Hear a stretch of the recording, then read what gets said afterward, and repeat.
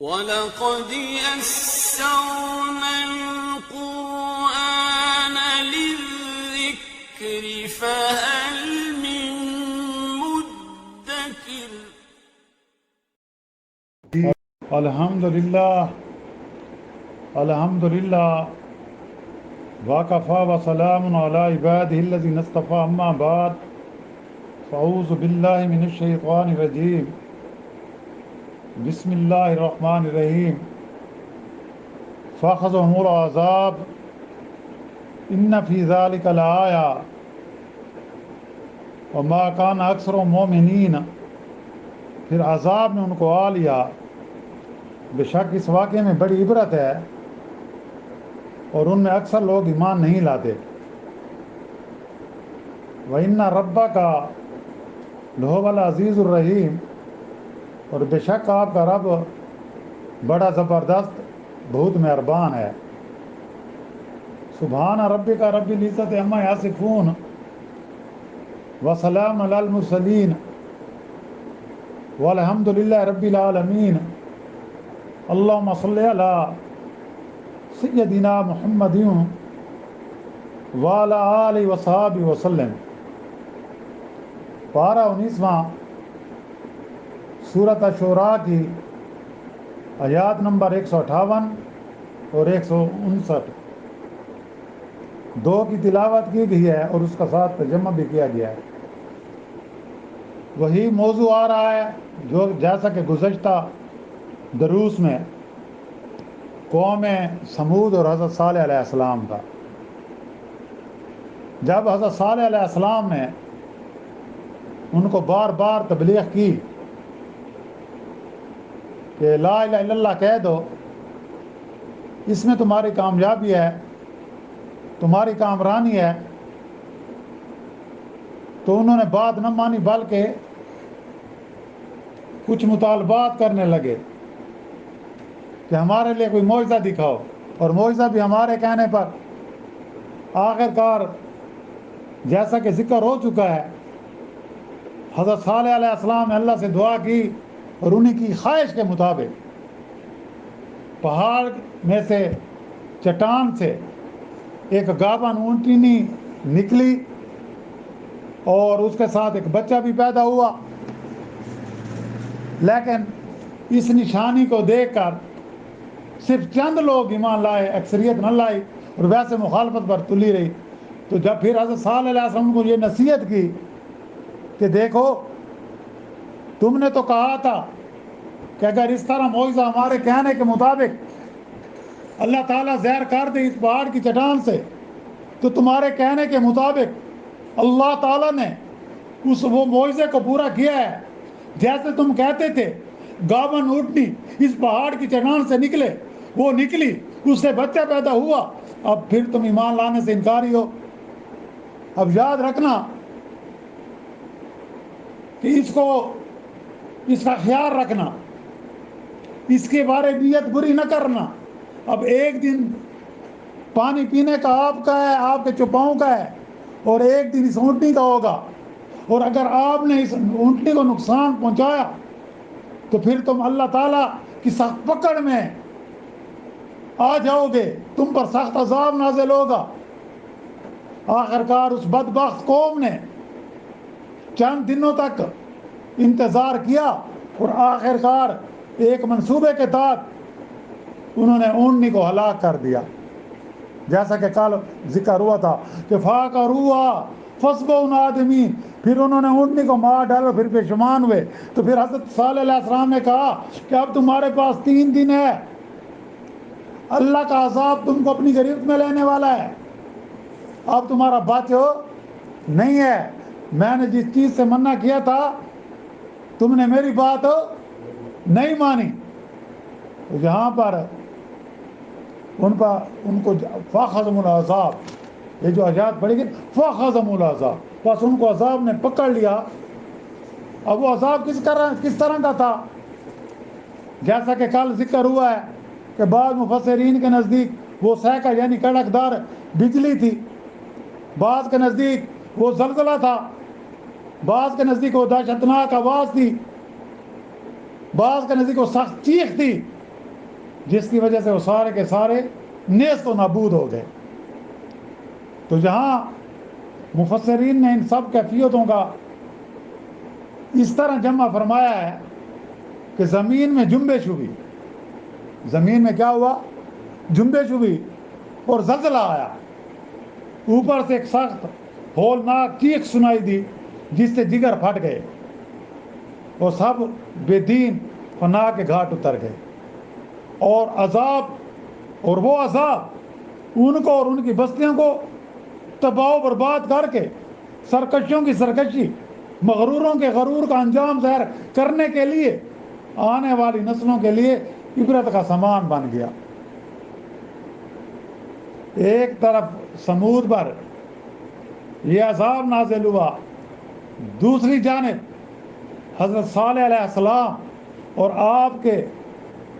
ماننے والے اہل ایمان کو اللہ نے اپنی حفاظت میں لے لیا، یعنی کہ اتنے سخت زلزلہ،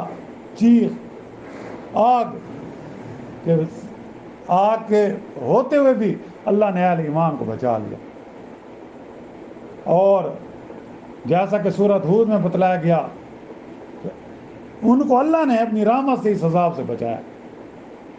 یہ تو اللہ کی رحمت ہے کہ آج ہم اتنی نافرمانے کے باوجود ہی صحیح ہیں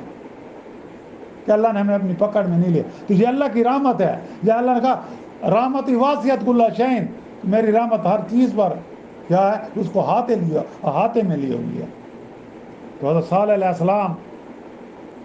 اور قوم سمود کی واقعے کو انہی آیات پر ختم کیا گیا، جن پر دوسرے انبیاء کے گزشتہ میں بیان کیے ہوئے واقعات کو ختم کیا گیا کہ ان فی ذالک لآیہ وما کان اکثر مومنین وان ربک لہو العزیز الرحیم، یعنی بے شک اس قوم میں بڑی عبرت ہے، باوجود اس کے کہ ان کفار مکہ میں اکثر لوگ ایمان نہیں لائے۔ حقیقت میں آپ کا رب بڑا زبردست و بہت مہربان ہے کہ باوجود قدرت کے مہلت دیتا ہے۔ یعنی یہاں حضور اکرم صلی اللہ علیہ وسلم کو تسلی دی جا رہی ہے کہ میرے محبوب، کچھ یہ جو بات نہیں مانتے، یہ جو آپ سے طرح طرح کے مطالبات کرتے ہیں، یہ کوئی نئی بات نہیں ہے، یا یہ کوئی نیا دین بھی نہیں ہے کہ یہ نیا دین اسلام ہے، یہ صرف آپ کے ذریعہ ہے، نہیں، بلکہ حضرت آدم علیہ السلام سے لے کر آپ سے پہلے جتنے بھی انبیاء ہیں، یہ سب کا دین یہی دین اسلام تھا، سب نے اسی دین کی دعوت، یہ کوئی نیا دین نہیں ہے یہ جو کہہ رہے ہیں۔ لہٰذا ان کو اس قوم سمود سے بھی عبرت حاصل کرنی چاہیے کہ وہ بھی اسی طرح حضرت صالح علیہ السلام سے مطالبات کرتی تھی، اور جب اللہ نے ان کے کہنے کے مطابق معجزات نازل کی تو وہ ایمان نہ لائے۔ اور مفسرین نے اس قصے کے تحت لکھا ہے کہ سنت اللہ کی یہ سنت رہی ہے کہ اگر اللہ تعالیٰ اپنے پیغمبر کو کسی قوم کی ہدایت کے لیے بھیجیں اور قوم اس کی ہدایت پر کان نہ دھرے، اس کی بات نہ مانے،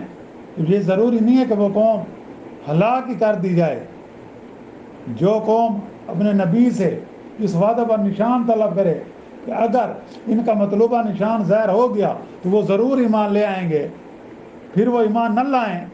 تو اس قوم کی ہلاکت یقینی ہو جاتی ہے، اور اللہ تعالیٰ ان کو معاف نہیں فرماتے، تاکہ جب تک کہ وہ توبہ نہ کر لیں اور اللہ کے دین کو قبول کر لیں، یا پھر عذاب الہی سے صفحہ ہستی سے ان کو مٹا کر ان کو دوسروں کے لیے نشان عبرت نہ بنایا جائے۔ مگر اس سنت اللہ سے پیغمبر آخری زمان سید الانبیاء والمرسلین رحمت للعالمین نبی کریم صلی اللہ علیہ وسلم کا پیغام میں رسالت مستثنی ہے کہ اللہ نے آپ کی قوم کو دوسری قوموں کی طرح مکمل طور پر نیست و نابود نہیں کیا، اس لیے کہ حضور اکرم صلی اللہ علیہ وسلم فدا و ابی و امی نے تصریح فرمائی کہ میں نے اللہ تعالیٰ سے دعا مانگی کہ وہ میری امت میں عذاب عام مسلط نہ فرمائے، کہ میری امت کو جس طرح دوسری قوموں کو تباہ و برباد کیا گیا، ان کو سخت عذاب میں جکڑ لیا گیا، میری امت کو ایسے عذاب میں نہ جکڑنا۔ اللہ تعالیٰ نے میری یہ دعا قبول فرمائی۔ محدثین نے لکھا ہے کہ لفظ امت میں امت دعوت ہو یا امت اجازت دونوں شامل ہیں۔ یعنی یہ دعا آپ کسی پہ علیہ السلام اور کلمہ گوؤں کے لیے نہیں بلکہ غیر مسلموں کے لیے بھی ہے، جن کو کلمہ کی دعوت دی جا رہی ہے اور وہ بھی امت دعوت ہونے کی وجہ سے اس دعا میں شامل ہے۔ کتنے یہ مسلمانوں پر ظلم ہو رہے ہیں غیر مسلموں کی طرف سے، لیکن ان کو بھی اللہ نے تباہ نہیں کیا۔ یہ کس کی برکت ہے؟ یہ میرے نبی کریم صلی اللہ علیہ وسلم کی دعا کی برکت ہے کہ اللہ نے آپ کی دعا کو قبولیت کا شرط دیا۔ اور قرآن پاک میں اللہ تعالیٰ نے آپ کی تصریح کی تصدیق بھی فرما دی، اور سورۃ انفال میں 90 پارے میں ارشاد فرمایا وَمَا كَانَ اللَّهُ لِيُعَذِّبَهُمْ وَأَنْتَ فِيهِمْ، یعنی اے نبی کریم صلی اللہ علیہ وسلم اس حال میں کہ آپ ان میں موجود ہیں، اللہ تعالیٰ ان کافروں پر عذاب مسلط نہیں کرے گا۔ اور آگے کیا ہے کہ جب تک ان میں استغفار کرنے والے مومنین بھی ہیں۔ یہ آپ صلی اللہ علیہ وسلم کی دعاؤں کا نتیجہ ہے کہ آج یہ جو امت مسلمہ باوجود ہر طرح کے معاصی کے، ہر طرح کی نافرمانیوں کے عام عذاب سے بچی ہوئی ہے، اور اللہ تعالیٰ سے دعا ہے کہ نبی کریم صلی اللہ علیہ وسلم نے جب غزوہ تبوک پر گئے تھے تو راستے میں وہ بستی آئی تھی، آپ اس میں داخل ہوئے تو اللہ تعالیٰ سے آپ نے یہی فرمایا صحابہ کرام سے کہ اللہ تعالیٰ سے نشان طلب نہ کیا کرو۔ دیکھو یہ صالح علیہ السلام کی قوم نے نشان طلب کیا تھا، وہ ناکا پہاڑ کی کوہ سے نکلی اور اپنی باری پر کھا پی کر وہیں واپس چلی جاتی، اور جو اس کی باری کا دن تھا اس میں قوم سمود کو اپنے دودھ سے بھی سیراب کرتی تھی، مگر سمود نے آخر سرکشی کی، ناکا کی گونجے کاٹ کر اس کو ہلاک کر دیا۔ نتیجہ یہ نکلا کہ اللہ نے ان پر چیخ کا عذاب مسلط کیا، اور اس عذاب سے گھروں کے اندر وہ مردہ ہو کر رہ گئے۔ اللہ تعالیٰ اپنے حبیب نبی کریم صلی اللہ علیہ وسلم کے طفیل سے ہم کو اور تمام امت مسلمہ کو ہر طرح کے ظاہر اور باطنی عذاب سے محفوظ فرمائے۔ اب انشاءاللہ اب یہ 5 انبیاء کے واقعات بیان ہو گئے ہیں، اب یہ یعنی کہ رکوع مکمل ہو گیا ہے۔ اب نیا رکوع جو شروع ہوگا اس میں 6واں قصہ جو ہے وہ حضرت لوط علیہ السلام کی قوم کا ذکر ہوگا۔ وآخر دعوانا ان الحمد للہ رب العالمین۔ اللہم ربنا آتنا فی الدنیا حسنۃ وفی الآخرۃ حسنۃ وقنا عذاب النار۔ ربنا تقبل منا انک انت السمیع العلیم وتب علینا انک انت التواب الرحیم۔ صلی اللہ تعالی علی خیر خلق محمد وآلہ وصحبہ اجمعین برحمتک۔